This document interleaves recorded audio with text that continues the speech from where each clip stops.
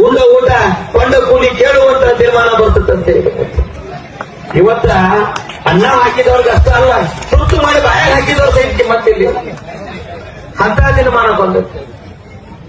ಒಂದೇದ್ದು ಅನ್ನ ನೀರಕ್ಕೆ ಈಗ ಸಿಕ್ಕಾಪಟ್ಟೆ ಕೊರತೆ ಹಾಕತ್ತೈತೆ, ತ್ರಾಸನ್ಯಾಗ ಬಳಲಾಕತ್ತೀವಿ.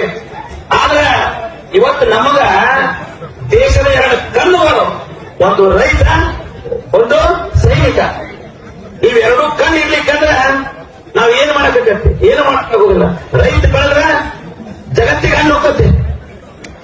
ದೇಶ ಸೇವೆ ಮಾಡೋ ಸೈನಿಕರು ಅವರಲ್ಲಿ ಅದರಂತೆ ಇವತ್ತ ಸುಸೂತ್ರವಾಗಿದ್ದೀವಿ. ಆದ್ರೆ ಈಗಿನ ದಿನಮಾನದೊಳಗ ತುಟ್ಟಿ ದಿನಮಾನ, ಹೊರಗೆ ಹೋಗಿ ಬಂದ್ರೆ ಒಂದ್ ಸಾವಿರ ಖರ್ಚಾಕತ್ತೆ. ಆ ಒಂದು ಯುಗದಲ್ಲಿ ಸಹಿತ ಇವತ್ತು ರೈತರು ವರ್ಷಾನುಗಟ್ಟಲೆ ಕಬ್ಬು ಬೆಳೀತಾರ. ಆ ಕಬ್ಬು ಬೆಳೆದದಕ್ಕ ಒಂದು ನಿಗದಿ ಬೆಲೆಯನ್ನ ಕೊಡ್ರಿ. ಕಣ್ಣೀರು ಗೋಳಾಗಿತ್ತು.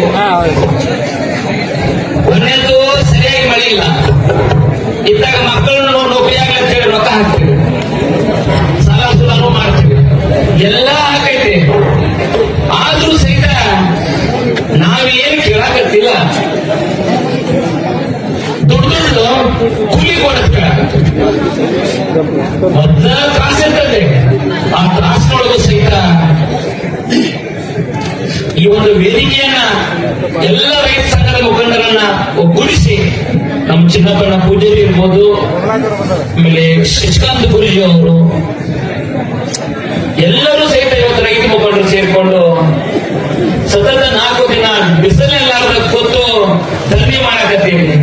ನಮಗ ಬೇಕಾಗಿರೋದು ಏನೂ ಇಲ್ಲ, ಇನ್ನೊಬ್ಬರು ದುಡ್ಡು ಅನ್ನೋದು ಏನು ಬೇಡ. ನಮಗ ನಾವು ಬೆಳೆದಂತ ಬೆಳೆಗೆ ಸರಿಯಾಗಿ